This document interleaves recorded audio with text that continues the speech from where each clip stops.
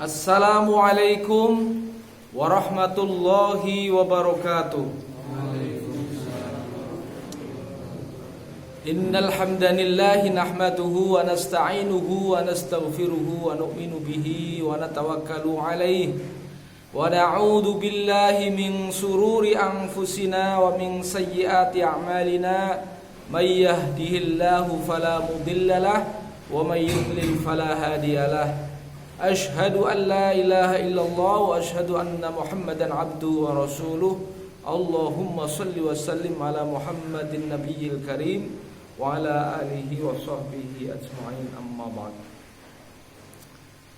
Hadirin rahimani wa rahimakumullah.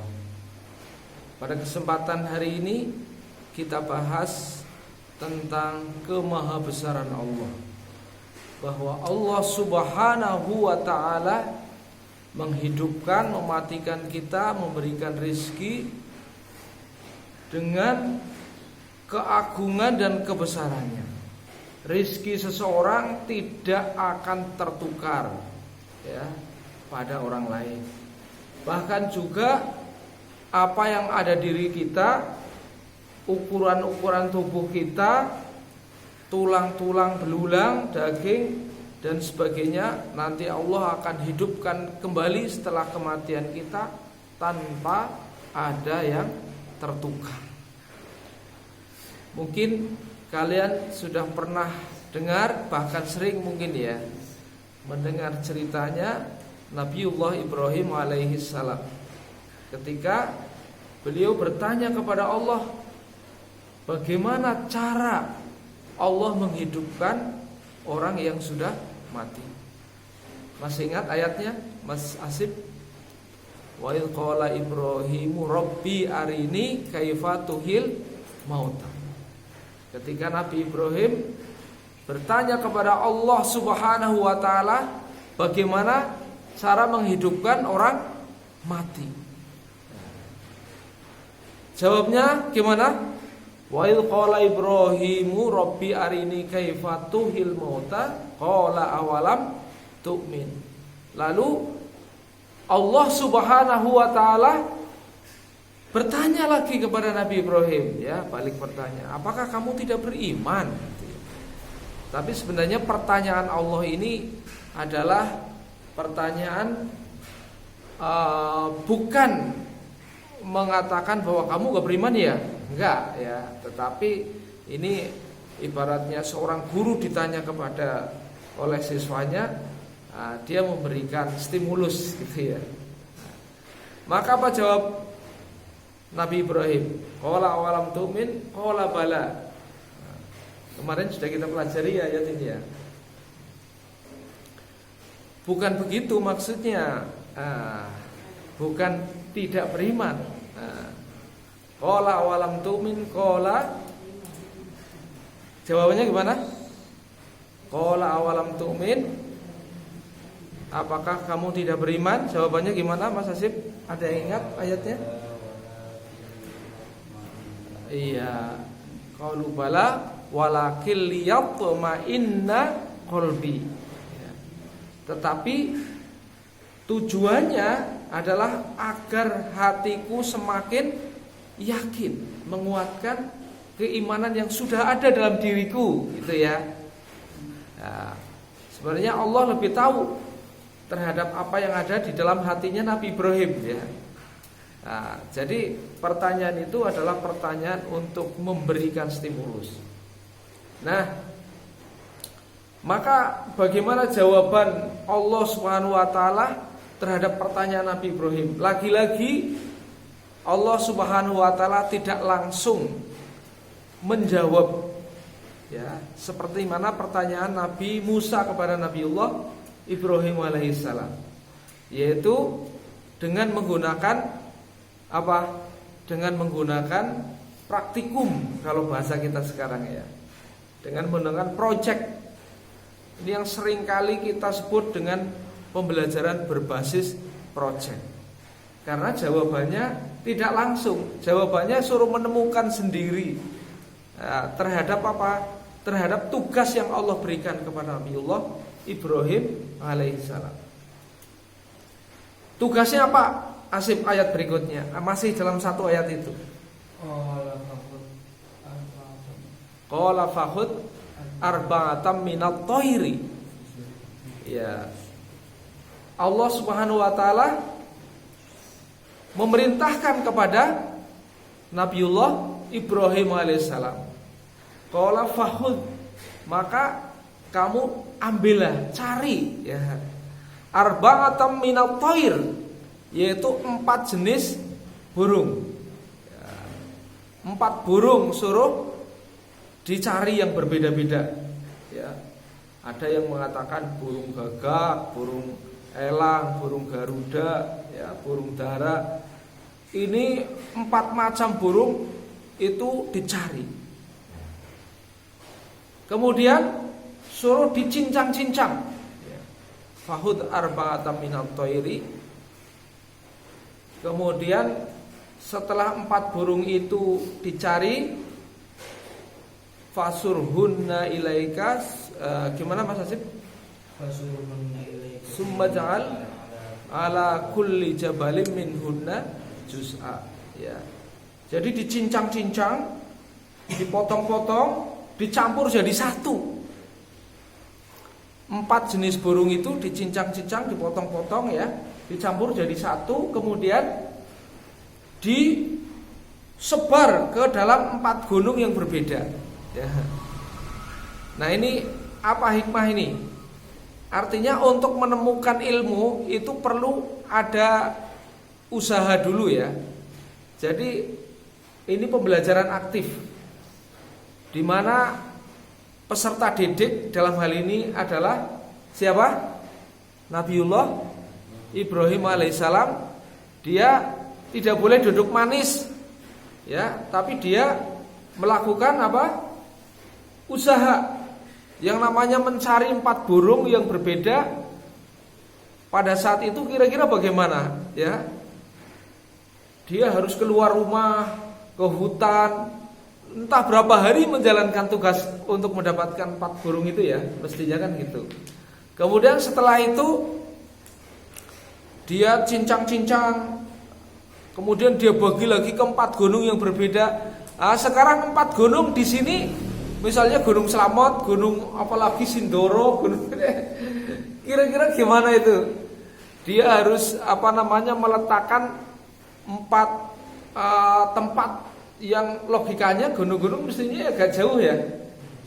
Kemudian mungkin kita harus berpikir lagi, pada saat itu kira-kira sudah ada kendaraan seperti sekarang ini apa enggak? Ya, susah ya kan? Dia harus mendatangi. Nah ini untuk memperoleh satu pertanyaan, ini seorang Nabiullah Ibrahim, dia melakukan perjalanan panjang, memerlukan perjuangan. Nah, ini hikmah ya, bahwa Anda mendapatkan satu ilmu ya, itu kalau sekarang kan tinggal klik moco ya. Nggak ada perjuangan. Kalau dulu satu ilmu itu diperoleh dengan perjuangan yang luar biasa ya. Nah, maka Allah melanjutkan dalam ayatnya, gimana ayatnya? Summatuhunna ya'tinaka sa'ya. Kemudian suruh dipanggil oleh Allah. Ya, setelah 4 gunung yang berbeda ini udah dikasih daging yang sudah dicincang-cincang ya, seprapat taruh sana, suruh dipanggil ya. Dipanggil. Jadi misalnya nama-nama burungnya Waidara, Garuda, Elang misalnya gitu ya. Maka summatuhunna ya'tinaka sa'ya. Maka dia datang dengan segera ya. Ternyata langsung terbang ke situ menuju panggilan Nabi siapa? Ibrahim alaihissalam. Ya kan? Nah ini Allah Subhanahu wa taala tunjukkan kepada Nabiullah Ibrahim alaihissalam kekuasaannya. Bagaimana Allah Subhanahu wa taala menghidupkan orang yang sudah mati. Sebagaimana tadi adalah burung yang dicincang-cincang di 4 tempat itu dipanggil, dia datang. Artinya semudah itu Allah Subhanahu wa taala menghidupkan orang yang mati dengan kekuasaan dan tidak tertukar ya. Tidak tertukar tulang belulannya satu sama lain. Ya. Begitu juga rizki yang Allah berikan kepada manusia, ya, rizki seseorang tidak akan tertukar. Bahkan rizkinya hewan, rizkinya manusia tidak akan tertukar satu sama lain. Walaupun ada beberapa hewan yang makanannya seperti mana makanan manusia, kan seperti itu. Ya. Suatu saat Nabiullah Musa kalimatullah, ya, Nabi Musa kalimatullah itu beliau telah diberi pelajaran oleh Allah Subhanahu wa taala tentang rizki yang tidak pernah tertukar. Kemudian Nabiullah Musa menyampaikan juga kepada umatnya, memberitahu kepada umatnya bahwa Allah Maha memberi rizki. Rizki seseorang tidak akan tertukar dengan rizki orang lain. Ya. Maka pada suatu hari Nabi Musa itu dicerca, ya, dicerca oleh umatnya, melalui pertanyaan yang disengaja. Ya. Jadi ada seorang umatnya Nabi Musa yang sengaja tanya kepada Nabi Musa dengan nada ngeledek, gitu ya. Dia bawa jagung sudah di tangannya gitu. Kemudian dia bertanya kepada Nabi Musa, "Wahai Nabi Musa, jagung ini rezekinya siapa?" Gitu ya. Jagung ini rezekinya siapa? Gitu ya. Maka Nabi Musa dengan izin Allah menjawab, ya. Allah memberitahu kepada Nabi Musa, "Oh, itu rezekinya ayam jago yang ada di kampung sana." Gitu ya. Maka semakin lucu jawabannya menurut orang yang tanya tadi. Maka dia bernada ngeledek, ketawa-ketawa, ya, tertawa terbahak-bahak. Wong jagung sudah di tangan saya, pun rezekinya jagung bagaimana itu Musa? Gitu ya. Jadi dengan nada mengejek umatnya Nabi Musa ini, dia beratraksi. Coba lihat, wahai Nabi Musa, ini rezekinya siapa? Ya, dengan nada memperolok-olok gitu ya. Maka dia makan sambil diuncalke gitu ya. Diuncalke, inginnya ditangkap dengan mulut gitu ya. Dengan nada menohok kepada Nabi Musa gitu. Tapi apa yang terjadi? Ya, yang terjadi ternyata dia tidak masuk ke dalam mulut, tapi masuk ke hidung. Iya, iya. Akhirnya dia di antara masuk ke paru-paru sama ke kerongkongan yang akan ke mulut, dia mandek di situ ya. Nah, disitulah dia sangat kesulitan untuk mengeluarkan itu. Akhirnya dia cari orang yang bisa mengeluarkan. Maka akhirnya melalui petunjuk orang-orang di sekitarnya, dia suruh ke kampung sana yang ditunjuk itu. Di kampung sana dia ada seorang yang pinter gitu ya. Kalau sekarang mungkin dokter gitu ya. Maka akhirnya dokter itu ya, orang pinter tadi itu, dia ambil ayamnya, dibedul bulunya ya. Dibedul bulunya, dikeliti hidungnya itu. Dikeliti pakai bulu ayam. Karena dikeliti pakai bulu ayam kan keri ya. Keri kemudian wain dia. Wain gebres, akhirnya jagungnya ditotol ayam tadi. Ya, ditotol ayam. Dia baru percaya. Wih, bener Nabi Musa ya. Bahwa jagung itu rezekinya ayam gitu ya. Akhirnya walaupun sudah di tangan, kalau dia bukan rezekinya, maka dia akan kesulitan tadi ya. Mau sudah sampai di tangan ini, karena belum rezekinya ya, tidak masuk sampai ke perut ya.